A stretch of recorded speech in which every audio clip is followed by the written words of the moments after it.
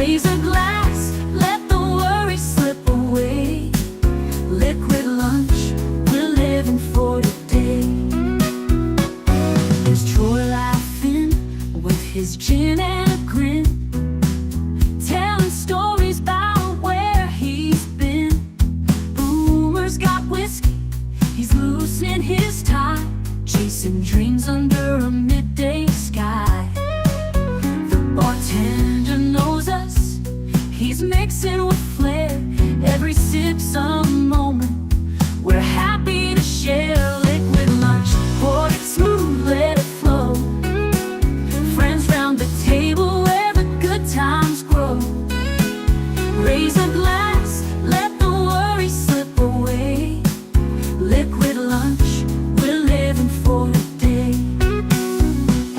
The clock don't matter, we're lost in the vibe. Jazz in the air, feel the soul come alive. From martinis to bourbon, we're riding the wave. Stealing this hour, it's the freedom we crave.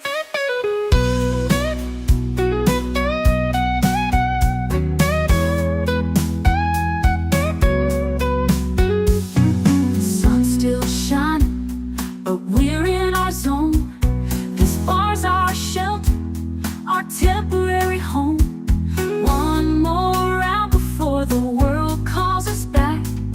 Savor the moment, keep the blues in the rack. We'll laugh, we'll toast till the afternoon fades. Memories made in these liquid escapades. Liquid lunch, pour it smooth, let it flow. Friends round the table where the good times grow. Raise a glass, let the worry slip away. Liquid lunch, we're living for today.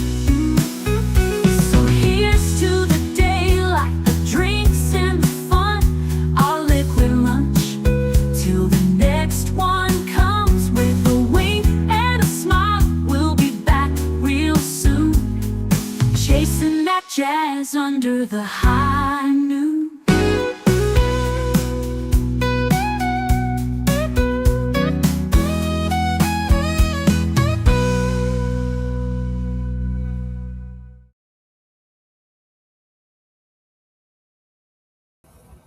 Va salute and happy weekend eve. It is, of course, Thursday. Looking forward to the weekend. Something to be thankful for. Always thankful on Thursdays and hopefully every day. Let's start by saying hi to all of you in the chat, starting with Big Al of Big Al Presents, who says, "Happy Thursday, Liquid Lunchers. Have a fun show, Troy." Thank you so much, my friend. It's going to be that much more fun because you are here. The love of my life calls me the love of hers and asks all of you to like, share, subscribe, leave a comment, become a member, gift a membership, do all the clicky things. Thank you so much. Mech Paul, here I are, thankful for another liquid lunch. Yes. Sadly, we will not be having liquid lunches after Tuesday next week for the rest of the week and probably that Monday. However, my intent is for there to be some live premieres of some clips during this block of time. Hope you tune in, and you'll still be able to chat with each other in the chat. So keeping Liquid Lunch going, even though I will be out of town and unable to probably attend myself. Like, share, subscribe, comment, become a member. And if you are going to give a super chat of $5 or more, why not gift a membership instead to help our family to grow? That would be a wonderful thing. Nate says yesterday it was 80 degrees. Today it's snowing. Yeah, welcome to, weather. Oh, no. Let's spin that and say it's climate change. Bad. Stop driving your car or whatever. Mother Nature is being a bitch this week. Yeah, it's not nice to fool Mother Nature. Then you fool us all the time. Hey, all, smash the like button and enjoy the show. Yes, please do all of those clicky things, I would super, super appreciate it. Well, what am I thankful for? Let me start by bringing. Let me bring this up. Is it still here? Yes, it's still here. So, ooh, that's kind of tiny. Let's zoom in a bit. I know I'm not sharing yet. I will in just a moment. Why is this? I can't get any larger. This is not good. Hold on a second. This app, I can't believe this. Well, anyway, I can't bring it up on the big screen because reasons. I don't know why, but I'm just going to have to read it to you. So last night, one of the things I'm thankful for is that I do not have to cancel um, Last Call Presents Sherlock Holmes for Tuesday, even though I will be on the road at that time. I took the time yesterday after I finished the stream to create a whole basically episode of Sherlock Holmes. I chose and you'll see it in the promo. I actually did a promo for it too. What there were 5 Sherlock Holmes stories that Granada did not adapt, and so what I did was I mean, it's public domain, the stories. So I created a presentation to present one of those stories that you otherwise would not be able to get, and I set it up as a live premiere during that stream. In fact, after Deleted and Boomer wrap up their what's it called? Live from Sparkwood and 21, they're going to forward everyone to the premiere, just like a normal Tuesday.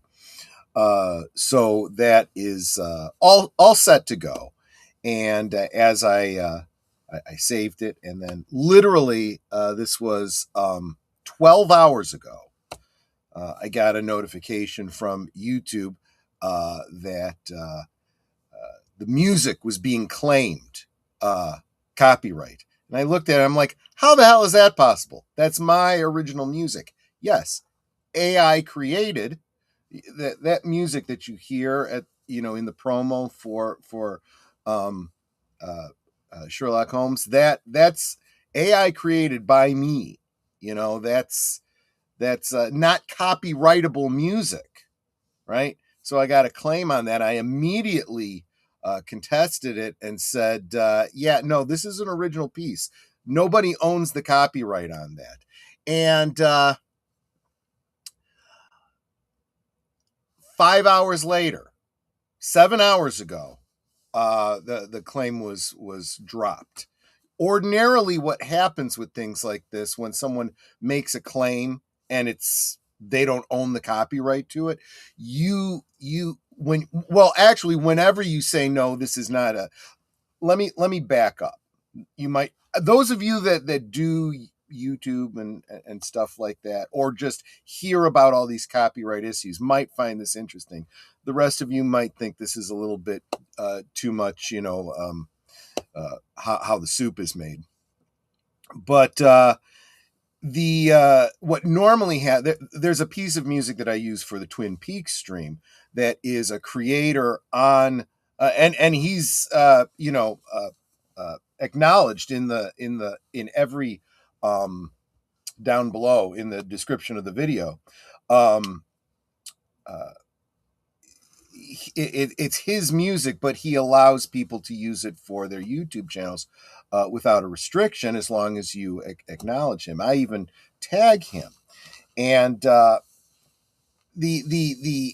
YouTube algorithm, or not algorithm, but whatever the bots are that go out looking, flag it like all the time, and I'm constantly going. I have like a block of text that I drop. Please read the attribution in the description. Blah blah blah blah blah. Does not claim copyright, etc. What happens is YouTube doesn't actually do anything with it. They automatically send that to the creator, and the creator goes, "That's right, not claiming this." And it happens on a fairly regular basis. And with that particular creator, it's usually cleared up within 24 hours, a little bit longer if it's over the weekend or whatever. Well, that's what happens whenever you say, there's no copyright issue.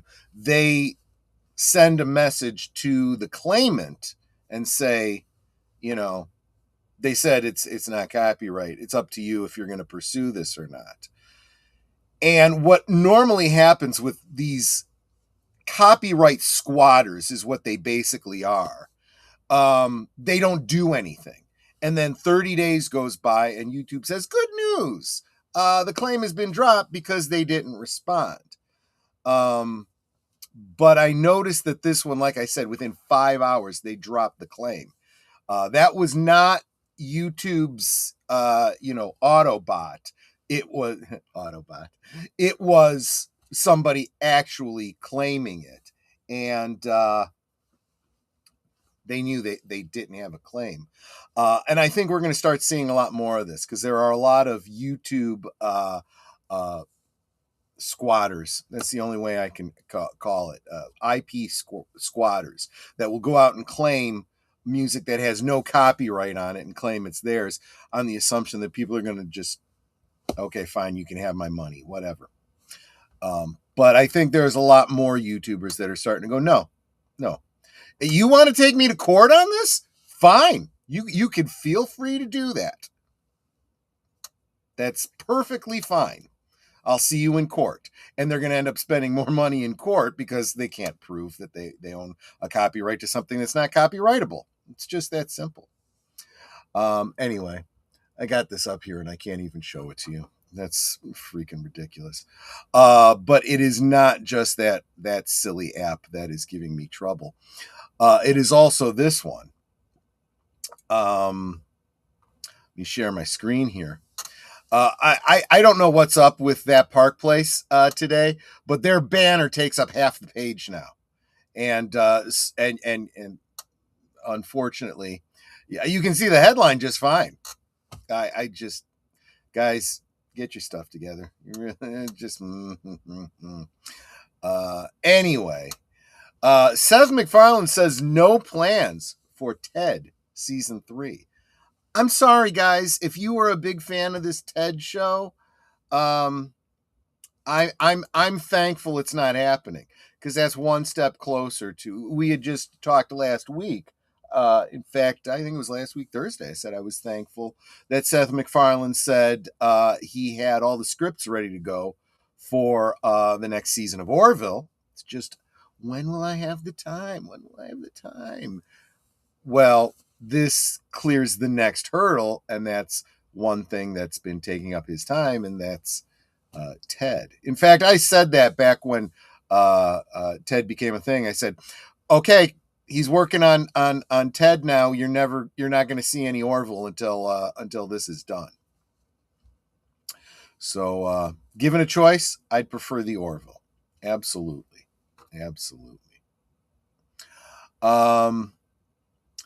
Dude, on my channel, I have a video I just recently put up, maybe like a month ago, for the Last Gate, the intro and theme song that was created by AI and me.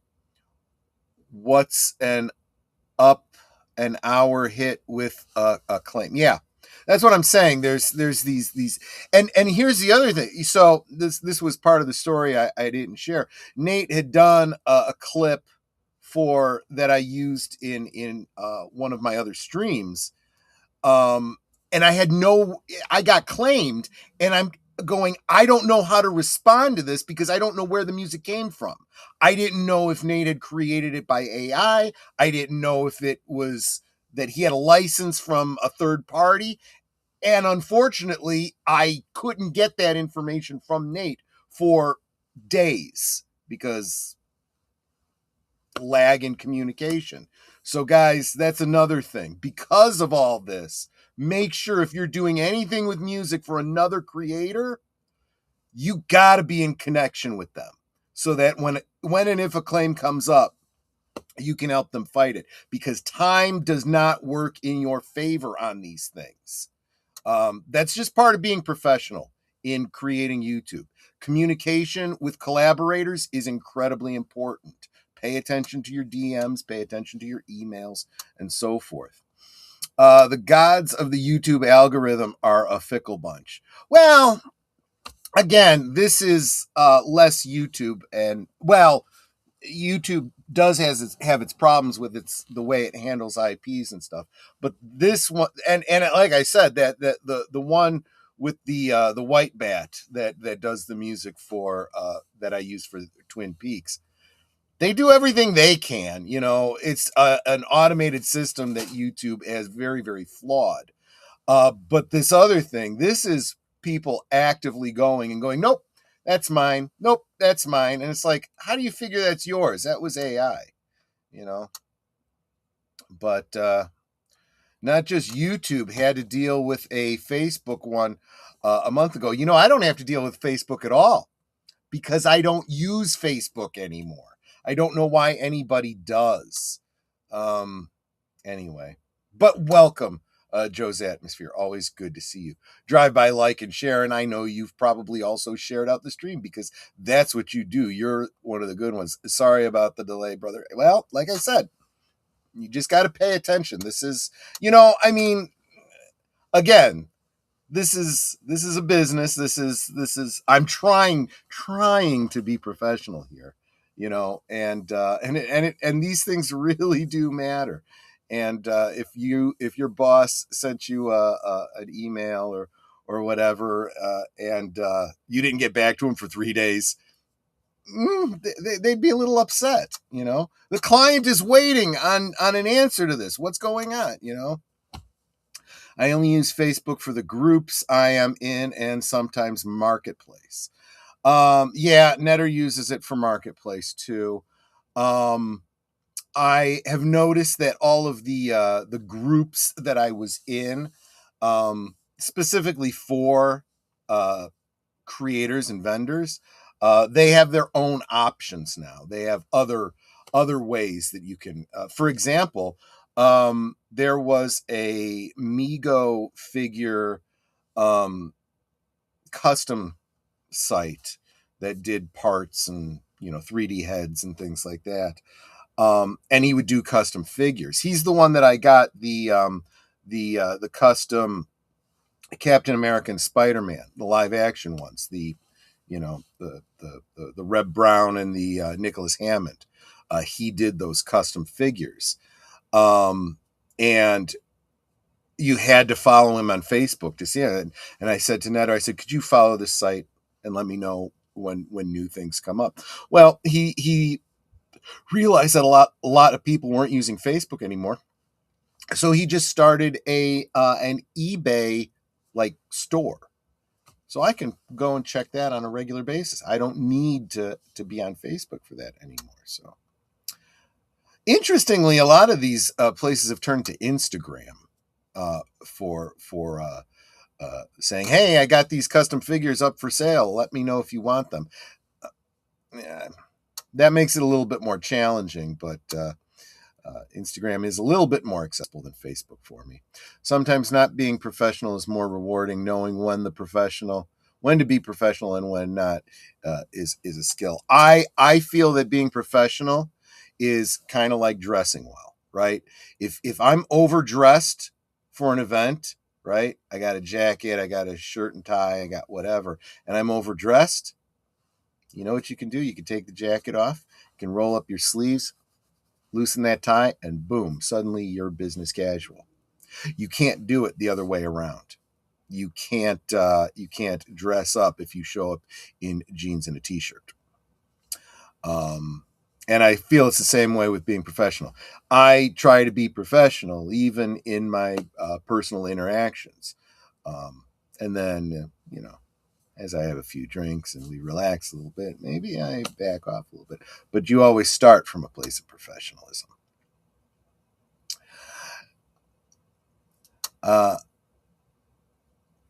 dude, you don't. I don't understand the Nirvana reference, but dude, you really didn't have to give me a $2 super chat just to apologize. You don't have to apologize. I'm just sharing my strife, and we learn and improve, right?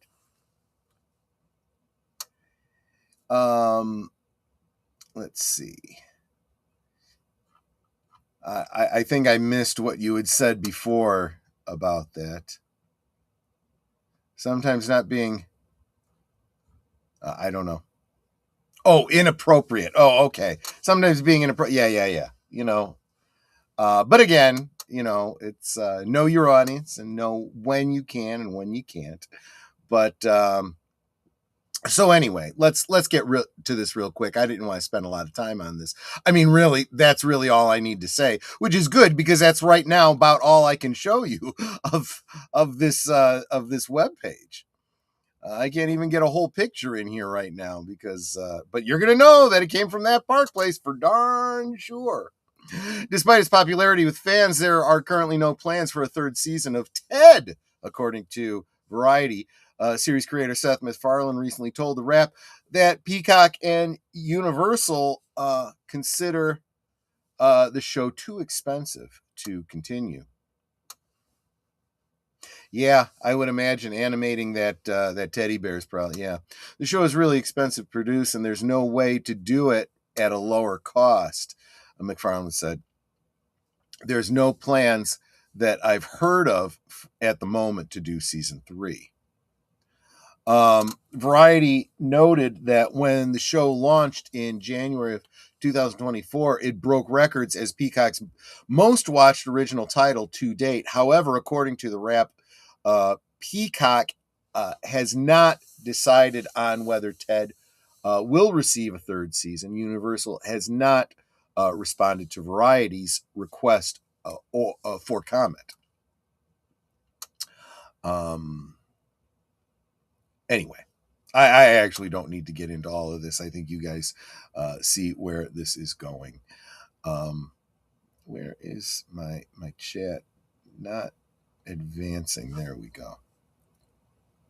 That's the title of a Nirvana song. Oh, gotcha. Yeah, I'm not I was never a huge fan, so I don't really know too much about that. But that is a cool thing. Anyway, I know it's a little early, but I want to very quickly share the promos with you. They're going to be shorter because there isn't as much next week. But interestingly, there is that Sherlock Holmes coming up. So let me go ahead and play that for you. Refresh my drink, see if I can figure out, this to share articles with you, and I'll be right back in just about 2.5 minutes. Not even that long. Be right back. Where are those promos? There they are. You are watching Liquid Lunch, streaming every weekday at noon Central, 1 p.m. Eastern. Let's sip together. This week on Saturday night at the movies, when Mitch McAfee spots a UFO as big as a battleship, he is regarded as a dangerous crackpot until other incidents and disappearances convince the authorities that the threat is real. Some believe it is a folk legend come to life, but it turns out to be an extraterrestrial giant bird whose disregard for human life and architecture threatens the world. It's the 1957 creature feature, The Giant Claw, on Big Al Presents Films with Friends, Saturday at 9 Central, 10 Eastern. In a world where nearly all the entertainment is remakes, reboots, and rehashes of older properties, maybe it's worth it to get some commentary from people who experienced it all when it was novel and fresh. Catch Boomer and Pacelli on Geeky Geezers every Sunday night at 8 Central, 9 Eastern. This week on Last Call presents Sherlock Holmes. A landlady visits homes about her tenant, Mrs. Rhonda, who keeps her face veiled due to extreme mutilation and frequently cries out about a murder. It's a very special live premiere of one of the few Holmes tales not translated by Granada. It's The Veiled Lodger. This Tuesday at 9 Central, 10 Eastern on Last Call presents. We now return to our Liquid Lunch. You are watching Liquid Lunch, streaming every weekday at noon Central. just making very clear that yeah, I think Sophia is having a bit of a thing going on today, but yeah, so that did give me an opportunity to refresh and change pages on that Park Place, and now this is more how it should look, right? Where that Park Place isn't taking up half of the screen. And something else that I'm thankful for here. Someone finally had to say it, right? Gene Simmons says it's time for Mark Ruffalo and Ben Stiller to shut their pie holes about politics. And I think that the general population is starting to feel that way too. Now, I understand that these elitist snobs don't understand. They can't read a room. They don't know who their audience is. They don't know the general feeling and where the general population is, because they're living in their gated communities, ivory towers, echo chambers. They assume everyone is they're the let them eat cake, right? Let them eat cake. Oh, they don't have any bread, well, they should eat cake, right? Because there's plenty of that. I see it all around. No, you don't understand. You're rich. You have no idea what poor people's lives are like. And this isn't a monetary thing, but that's one aspect of it. But the vast majority of people, regardless of what side of the aisle they're on, are sick and tired of being preached to. People don't like being preached to. It's really that simple. And the more they do this, the more they turn people off. So they're not getting their message out. They're actually turning people away from their message. This is what's happened with feminism and racial issues and acceptance of gay and trans and all that kind of stuff. People that were just fine, live and let live, are now becoming antagonistic to all of those things. They're becoming ists and phobes. You're pushing them that way because you're being dicks, and when it comes to your political messaging, great way to push them to the opposite side, because anyway, that's my little soapbox about this. But let's get to what Gene Simmons had to say about it. Had some blunt words for celebrities like Ben Stiller and Mark Ruffalo who engage in political commentary. It's time for everybody in the entertainment industry to shut their pie holes and just do your art, Simmons said. Nobody cares what you think. I don't. Yeah, exactly. According to Fox News, and again, let's be very clear. Fox News, like most mainstream medias, has a very clear bias.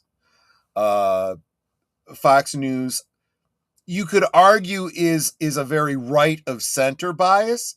I would argue more of a deep state bias, which tends to be a little bit on the right, but everybody seems to play ball with the deep state, and Fox News is happy to put their commenters on with their little CIA pins and all that kind of stuff. But anyway, according to Fox News, Simmons was approached by TMZ. An interview mentioned Stiller calling out President Trump for using clips from Tropic Thunder that he called war propaganda, and asked Simmons if he thought that was fair.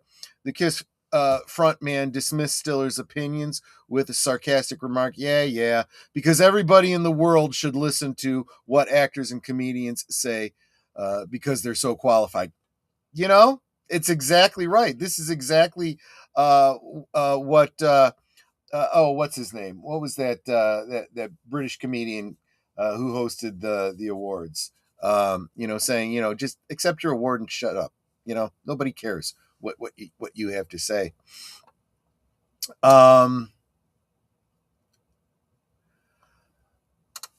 Even after they have no more movie gigs, they will still stick to the message.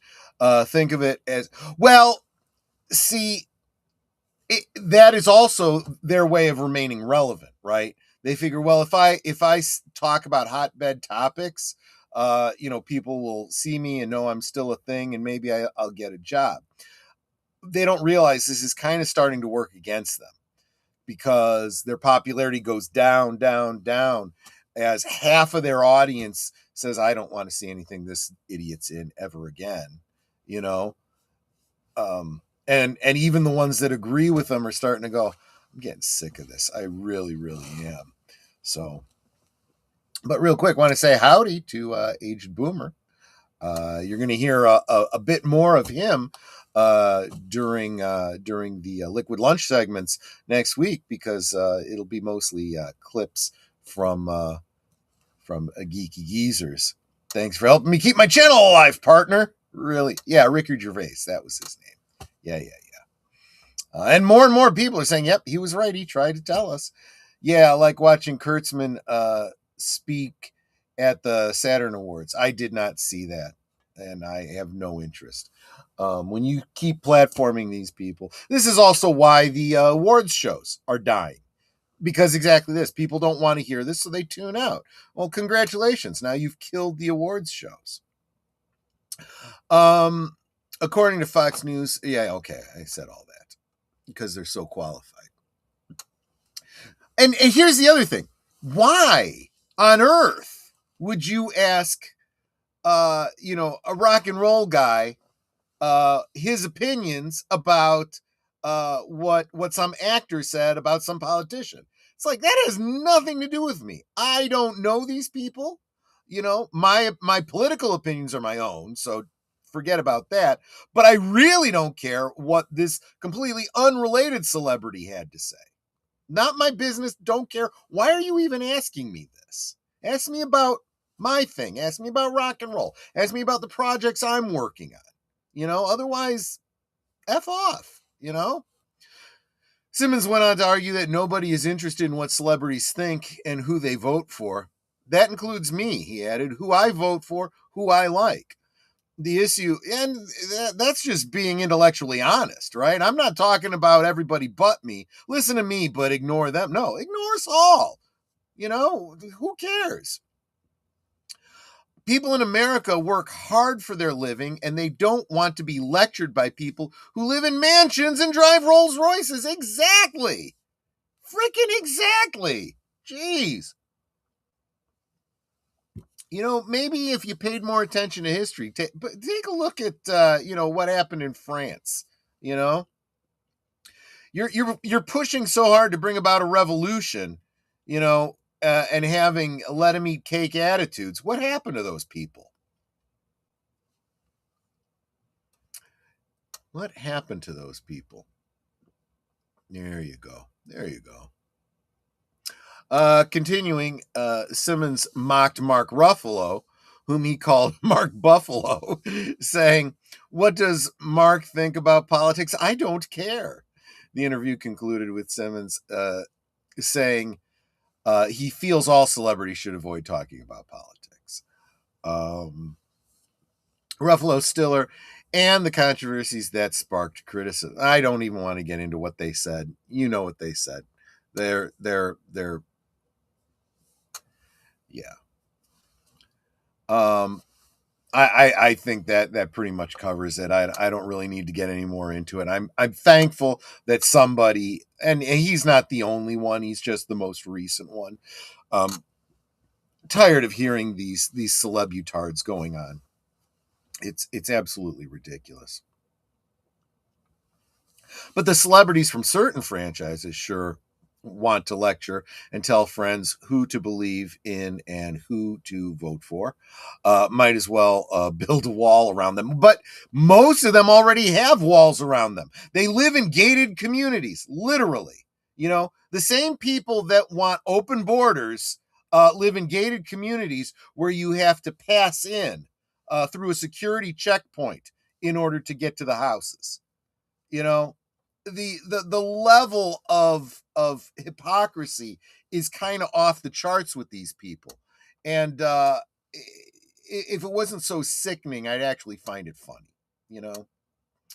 But the funny thing is, there's not a lot to be thankful for in pop culture these days.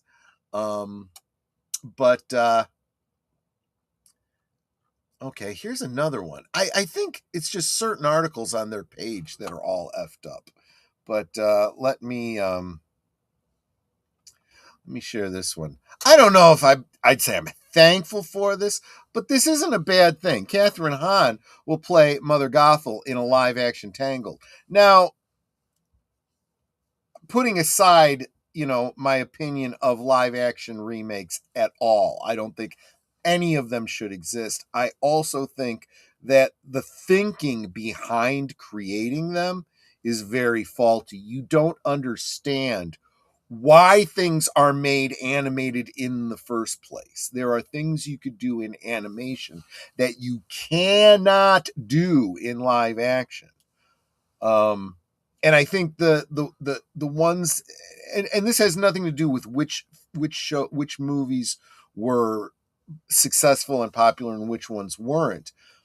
But I think if you look at the live action Lion King, that is probably the best example of why it shouldn't be live action. First, everyone acknowledges it's not live action. It's just a different kind of animation. You went with hyper realistic CGI as opposed to traditional cell animation or even 3D animation. So it's a different style of animation. And that's all you did. But I'm going to say it's even more than that. There is when you have an animated lion, for example, you can see their mouths moving, you can see their eyes, in a very stylized, cartoony way, right? When and this is probably a little bit more for the Zootopia crowd and whatnot, but there's a scene in The Lion King. Can you feel the love tonight? And a little bit of furry uncomfortableness, right? But the female lion gives them the eyes, and it's all woo, it's sexy time, right? You can do that with a cartoon. You try doing that with live action, hyper realistic CGI animals, and it looks weird. I mean, it's kind of weird for cartoon animals to be flirting, but you anthropomorphize them because they're animation. You remove some of that anthroness by making them hyper realistic, and now it's like, what are we even doing here? What is this? What why are we even bothering having hyper realistic animals talking, right? Cartoons. The other example I've heard talked about was the classic scene from the original animated feature from Disney, Snow White, the introduction of the dwarves. When you see all 7 sets of eyes pop up over the foot of the bed, and then one by one their noses go pop pop pop pop pop pop pop pop. It's a great little visual gag. It's cute. You get a little chuckle. It's adorable. You can't reproduce that in live action. You wouldn't want to. It's a cartoon thing. And there's a lot of things like that in the original Snow White that don't translate to live action. So even if all the other problems that we've talked about with their live action Snow White didn't exist, that element, ironically, it flattens it. We're talking about flat 2D animation. You make it hyper realistic 3D, and it becomes a flatter presentation, ironically. But anyway, and yes, you can feel the love tonight. Jordan Peterson's favorite scene to show in his classes when he was a Canadian professor. Oh, was that scene from The Lion King? Yeah, that makes sense. Animated Tangle coming to Films with Friends in May. There you go. Good. I love that. I love the original Tangled. It's interesting too, because it's a telling of Rapunzel without calling it Rapunzel, right? I find that very, very interesting. I want reparations for all the injured by Starfleet Academy. Yeah, you have a bone to pick with them. Starfleet Academy is very traumatizing for most Star Trek fans. Let's get into this real quick. I don't want to spend too much time on it, but honestly, come on, that's pretty good casting. If their banner wasn't half the page, I might be able to show you the whole picture, but I can't. So there you go. But yeah, I think they picked the right person for this. Absolutely, it was Mother Gothel all along. I'm just surprised they didn't go with Cynthia Erivo. They could have done that.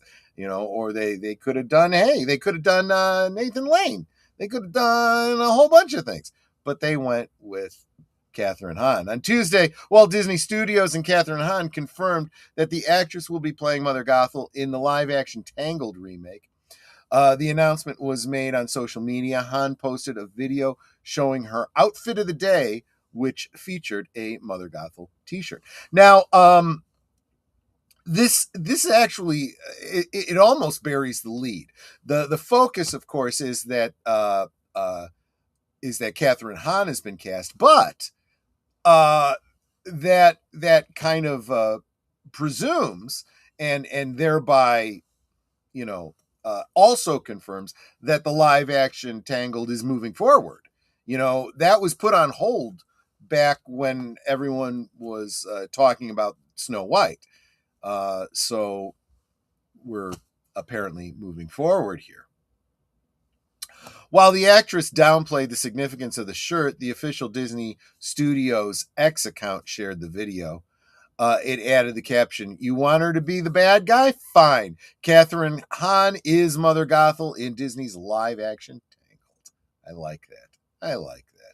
The announcement comes several months after Hahn was reportedly in talks for the role. Tangled is Disney's retelling of the Grimm's fairy tale Rapunzel. As Mother Gothel, Kathryn Hahn will play the witch who keeps Rapunzel locked in a tower. While posing as an overprotective mother, the witch uses the princess's long hair to keep herself young and beautiful. In the 2010 animated film, the role was voiced by Donna Murphy. Disney paused development on a live-action remake in April after the disappointing box office performance of Snow White.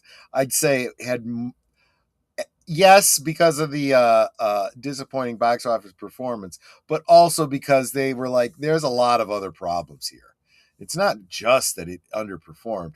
There was a crap storm around Snow White, and they're like, let's retool and make sure this doesn't happen again. When the studio decided to move forward with the project the following October, Deadline reported that Scarlett Johansson was being considered for the role of the witch. I can see it, but I think this might actually be a better choice. Johansson reportedly exited discussions to accept the role in Batman Part 2 and a reboot of The Exorcist. Okay.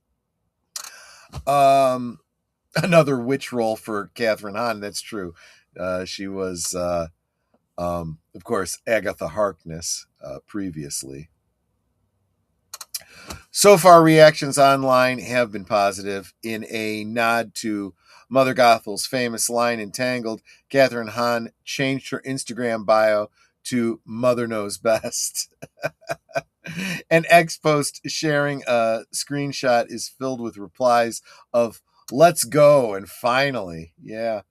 However, some users feel that the role is potentially too similar to Agatha. Why would viewers and commenters care about that? If the actress doesn't mind, because usually an actor, taking a similar role would be, well, I'm concerned about being typecast, and that's perfectly legitimate. You have to make your decisions about the roles you choose, but I'm certainly not gonna. It's like it would be like Roger Moore taking another role as a secret agent in some other franchise. Well, if he chooses to do it, that's on him. I'll go see it, right?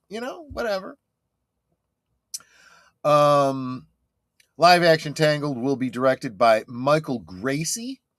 who is best known for The Greatest Showman. Haven't actually seen that movie. Obviously, that's one that is definitely in my wheelhouse, especially Hugh Jackman in a musical. Totally my thing. Just haven't gotten around to it. In addition to Catherine Hahn as Mother Gothel, Tegan Croft has been cast as Rapunzel. The Australian actor was previously on the superhero show Titans, which I didn't watch. Milo Manheim from Disney Plus series Zombies will be playing Flynn Rider. I think, you know what? I think we showed the pictures of these when they were first cast. And I remember thinking they were pretty good castings. But the release date has not yet been announced, as the film is still in development. I'll tell you what, though. Once you start signing contracts with actors, it's definitely, you're kind of locked in. Something's happening.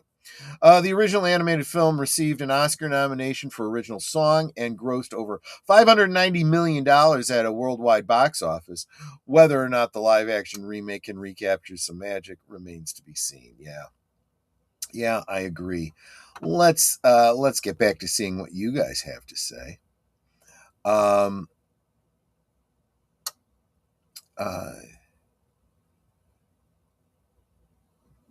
Wow, you guys have had a lot to say. I got to really back up. So Tangled was way better than Frozen. The only reason Frozen became so popular is that damn song. Let's face it, it was a good song. It's a good song. You get tired of hearing it when it's played out, but yeah, it's a pretty good song.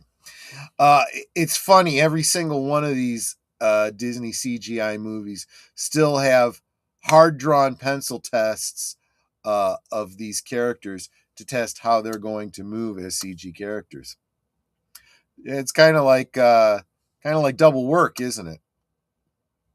My question is, are they still making a Bambi live action movie? I have not heard anything about it since last year. I want to see the horror film.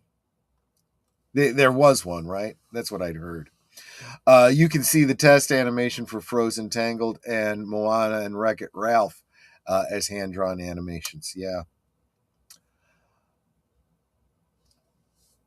Jessica Hahn. I may have made a political oopsie there.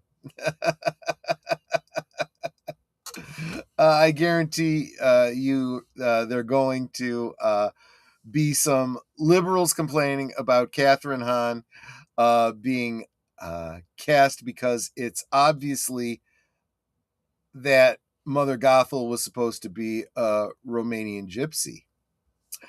But at the same time, they might be wanting to distance themselves from that because cultural appropriations and stereotyping and so forth. This is the problem when you start playing in that sandbox. You start uncovering all the covered cat turds. Just by way of analogy. Everyone knows you have to stay in your lane. Yeah, exactly. The Greatest Showman was okay. Though when it came out, I was a huge fan of it, and it was even the most popular movie of 2018 in Utah, while almost all the other states, the number one movie was... Well, then, Utah was the only state that had any brains, I suppose. Kapla. I have to remind people at the dilithium mines daily to stay in their lane, lest they might fall down a mine shaft. Exactly. Bambi the Reckoning is a 2025 British independent horror film. Yeah, I'm going to have to check that one out. After a mother and son get in a car wreck, they soon become hunted by Bambi, mutated deer. The grief-stricken creature embarks on a rampage seeking revenge for the death of his mother. Well, speaking of mutated deer attacking, been playing Fallout lately, and you travel through the wasteland, and there's random encounters, and of course, uh, the mutant raiders and the not mutant raiders and the feral ghouls and stuff. Those are always 100% always villains. You run into mutated deer, mutated cattle, and so forth. In D&D terms, they'd be like the neutral, right? They don't care about you, you don't care about them. If you shoot at them, they're going to come and attack you. You start it, you're in trouble. And they do come up as a target. Well, I had one rad stag is what they're called, a mutated deer. And he's, in the distance, and I'm like, okay, you do your thing, I'll do mine. And then it's getting closer and closer. I'm like, what's going on here? And then all of a sudden it turns and charges, and I'm like, bye-bye, Bambi. It's just the way it goes. But yes, mutant. But I'll tell you what, because these games are so realistic, it really looks like a slightly oversized mutant furless deer charging you with glowing red eyes. Well, not glowing red eyes, but glinting red eyes. Especially like right at dusk, it's kind of creepy. It's kind of creepy. I will give The Greatest Showman this. Its opening song in the theater was a spine-chilling experience. Look, if you're going to do a musical, the music's got to be on point. That music has got to just sound amazing. I'm looking at you, live action Les Mis. Just saying. Oh my gosh. As in, it was very grand. Yeah. Yeah. If you're going to do a musical in film, you have to understand what has to be there as a musical, thinking stage, but you also have to consider the medium you're filming in. You're filming, so you're not on stage. So what elements have to be there, and what elements do you need to incorporate from the cinema, right? And sometimes big crane shots are the ways to go, and the big pullback and so on and so forth. Things you would never get from a stage production. The problem I have now with it is that you can really tell how much auto-tune they use. That's a problem. That is a problem. Make sure you have there's a lot of things. People think that it's just one thing when it comes to auto-tune, and there's multiple things. First, is your talent talented enough to be singing? If they're not singers, they should not be cast. If they can't do it without auto-tuning them, they shouldn't be doing it. Auto-tune is an appropriate tool, however, even with the best of musicians, but your technician must know what he's doing. The technician who's doing the sound must understand music, must understand the singing voice. Just, I don't like the sound of that. Let me just raise that and lower that. And no. Right? There's actually a lot of YouTube channels where people that get real into the weeds in music talk about auto-tune. And when auto-tune is used correctly, you shouldn't even be able to tell they're using auto-tune, right? Anyway, let's have the so-called musical talent today. None of them can sing without auto-tune. Yeah, here's the thing. This is also why music has become so soulless.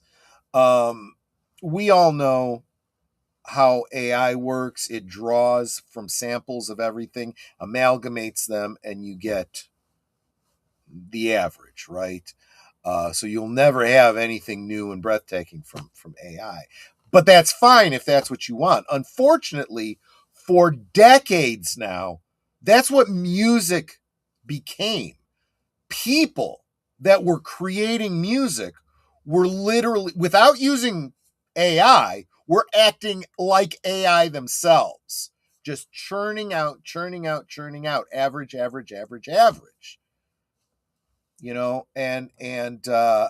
so it didn't even matter if the person could sing. You are just going to mimic this, and to the extent that you can't, we'll auto-tune you into it.